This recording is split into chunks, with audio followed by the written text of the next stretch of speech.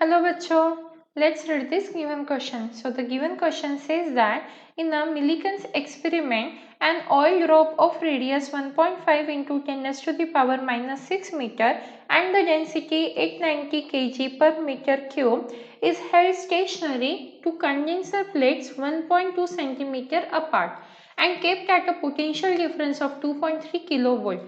If upthrust due to air is ignored, then the number of excess electrons carried by the drop will be। तो देखिए बच्चों, ये जो question है ये हमारा मिलिकन्स ऑयल ड्रॉप पे बेस्ड है और यहाँ पे हमें जो ऑयल ड्रॉप है उसकी रेडियस गिवन है, उसके बाद हमें डेंसिटी गिवन है, मतलब रो की वैल्यू गिवन है। देन हमें बोला जा रहा है जो ड्रॉप है वो स्टेशनरी है, मतलब हमें बताया जा रहा है जो ड्रॉप है वो एक रेस्ट पोजीशन है कंडेंसर प्लेट्स के बीच में। उस कंडेंसर प्लेट्स का डिस्टेंस हमें गिवन है 1.2 सेंटीमीटर अपार्ट है। देन उसके बाद पोटेंशियल डिफरेंस की वैल्यू गिवन है 2.3 किलोवोल्ट एंड हमें बताया जा रहा है कि इफ अगर हमने एयर की वजह से जो अपथ्रस्ट लग रहा है वो अगर इग्नोर कर दिया तो नंबर ऑफ इलेक्ट्रॉन्स कितने हैं ये हमें फाइंड आउट करना है, मतलब हमें n की वैल्यू फाइंड आउट करनी है। इसके लिए जो हमारा की कंसेप्ट हम यूज करेंगे इस क्वेश्चन को सॉल्व करने के लिए वो रहेगा की कंसेप्ट।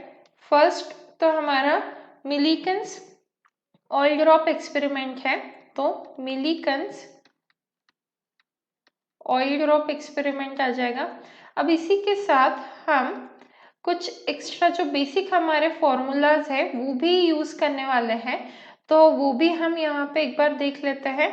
पहला फॉर्मूला जो हमें काम में आएगा या हम बोल सकते हैं कंडीशन, वो रहेगी हमारी बैलेंस कंडीशन। हमने पढ़ा है बैलेंस फोर्सेस अनबैलेंस्ड फोर्सेस, तो उसमें से हमें यहाँ पे बैलेंस्ड कंडीशन कंसिडर करनी होगी। बैलेंस कंडीशन कंसिडर करने के बाद हमें डेंसिटी के फॉर्मूला की ज़रूरत रहेगी, मतलब density is equals to mass upon volume होता है, तो ये फॉर्मूला हमारे यूज में आएगा। और क्योंकि यहाँ पे ऑयल ड्रॉप कहा जा रहा है, जैसा कि अगर हम यहाँ पे कंसिडर करें तो हमें बताया जा रहा है ये पॉजिटिव प्लेट लेट सपोज और ये नेगेटिव प्लेट है, तो ये जो ऑयल ड्रॉप है ये रेस्ट पोजीशन पे है दो कंडेंसर प्लेट्स के बीच में। तो ऑयल ड्रॉप को हम स्पेरिकल कंसिडर करते हैं, तो इसीलिए यहाँ पे वॉल्यूम क्या हो जाएगा, volume is equals to 4/3 pi are cube हो जाएगा। अब यहाँ पे क्वेश्चन में हमें n की वैल्यू फाइंड आउट करनी है, तो चलिए स्टार्ट करते हैं। सबसे पहले इस क्वेश्चन के कॉम्प्लेक्सिटी लेवल की बात कर लेते हैं, तो ये मीडियम लेवल का क्वेश्चन है। इफ अगर हमें सभी फॉर्मूलाज परफेक्टली पता है तो वैल्यूज हमें क्वेश्चन में गिवन है, वैल्यूज का यूज करके हम आंसर फाइंड आउट कर सकते हैं। अब क्योंकि ये मिलिकन्स ऑयल ड्रॉप एक्सपेरिमेंट है तो हमने यहाँ पे ऑयल ड्रॉप कंसिडर किया है। उस ड्रॉप की रेडियस हमें गिवन है 1.5 इंटू 10⁻⁻6 मीटर। क्योंकि ये जो ऑयल ड्रॉप है वो रेस्ट पोजीशन में है, मतलब इस पे जो भी फोर्सेस एक्ट कर रहे हैं वो बैलेंस कंडीशन में है। अब अगर हम फोर्स देखें तो यहाँ पे एक mg नीचे की तरफ एक्ट करेगा, क्योंकि ऑयल का कुछ ना कुछ वेट रहेगा तो वो नीचे की तरफ एक्ट करेगा। इसी के साथ क्योंकि यहाँ पे पोटेंशियल डिफरेंस है तो यहाँ पे एक फोर्स एक्ट करेगा F is equals to q into e. अब Q क्या है, हमारा charge on that oil drop, और E जो है वो इलेक्ट्रिक फील्ड है। तो इलेक्ट्रिक फील्ड के वजह से ये जो ऑयल ड्रॉप फोर्स एक्सपीरियंस करेगा उस फोर्स की वैल्यू है Q इंटू ई। क्योंकि जो ड्रॉप है वो कहीं पे मूव नहीं हो रहा है, वो एक रेस्ट पोजीशन पे है, तो मतलब दोनों फोर्सेस एक दूसरे को बैलेंस कर रहे हैं। तो हम लिख सकते हैं F is equals to M G. If particularly हम लिखे तो यहाँ पे एफ ई लिख सकते हैं, मतलब इलेक्ट्रिक फील्ड की वजह से जो फोर्स है, और यहाँ पे हम वैल्यूज को सब्स्टिट्यूट कर सकते हैं, मतलब F की वैल्यू है Q capital E is equals to M G. अब यहाँ पे हमें मास का दिख रहा है, तो मास को हम क्या लिख सकते हैं, डेंसिटी इंटू वॉल्यूम। तो मास को हम क्या लिखेंगे यहाँ पे, mass is equals to density into volume, density into volume.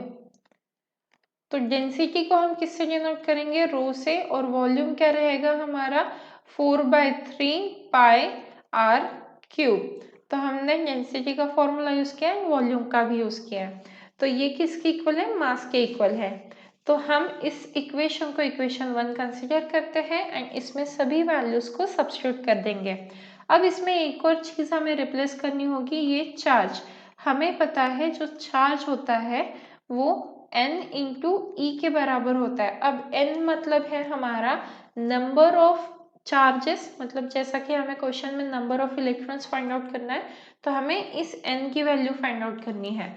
और ये जो e है वो चार्ज ऑन 1 इलेक्ट्रॉन होता है। तो charge on 1 electron is 1.6 into 10⁻⁹ तो ये सभी वैल्यूज को हम इस इक्वेशन 1 में सब्स्टिट्यूट कर देंगे। तो हमारी इक्वेशन आ जाएगी यहाँ पे, अगर हम सभी वैल्यू सब्स्टिट्यूट करें तो हमारा था Q E is equals to M G.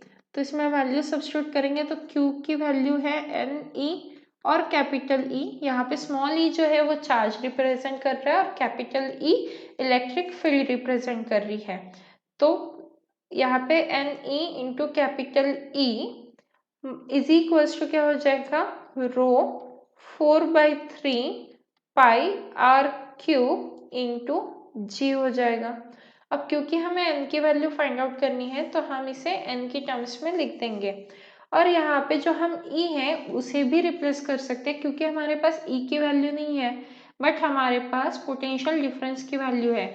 तो हमें पता है E इज इक्वल्स टू क्या होता है, V इंटू डी। V क्या है, इलेक्ट्रिक पोटेंशियल, या हम बोल सकते हैं potential difference between the 2 points, और D क्या होता है, सेपरेशन ऑफ दोज पॉइंट्स। तो हमें कंडेंसर प्लेट के बीच का डिस्टेंस गिवन है, इसीलिए हम E को रिप्लेस कर रहे हैं V/D से। तो अल्टीमेटली हमें n इज इक्वल्स टू क्या मिला है, n is equals to 4/3 pi are cube rho into g. यहाँ पे आ जाएगा D ऊपर और डिनोमिनेटर में हमारा V इंटू ई। यहाँ पे ये V मतलब क्या है, पोटेंशियल डिफरेंस। अब हम वैल्यूज को सब्स्टिट्यूट कर देंगे। तो वैल्यूज को सब्स्टिट्यूट करेंगे तो 4/3 एज इट इज आ जाएगा। पाई को हम फिलहाल नहीं करेंगे सब्स्टिट्यूट। आर की वैल्यू हमारे पास है, तो आर का क्यूब अगर हम डायरेक्टली लिखे तो हमें मिलेगा 3.375 इंटू 10⁻⁻18। देन रो मतलब डेंसिटी, डेंसिटी की वैल्यू भी गिवन है 890 इंटू जी की वैल्यू 9.8 आ जाएगी और डी की वैल्यू आएगी हमारी 1.2 इंटू 10⁻⁻2 डिवाइडेड बाय आ जाएगा हमारा V मतलब जो इलेक्ट्रिक पोटेंशियल है एंड चार्ज ऑन इलेक्ट्रॉन।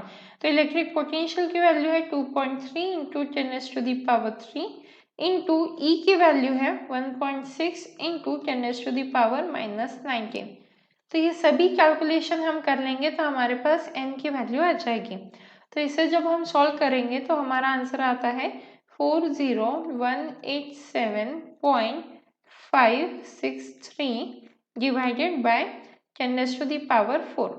अब हम इसे फाइनल आंसर में कन्वर्ट कर देंगे तो ये आ जाएगा 4.0187, जिसे हम अप्रोक्सीमेटली 4 भी कंसिडर कर सकते हैं।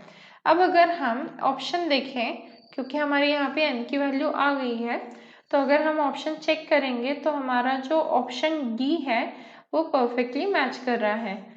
So the final answer for this question, that is the excess number of electrons carried by the drop will be 4. Hope you understood it well. Best of luck.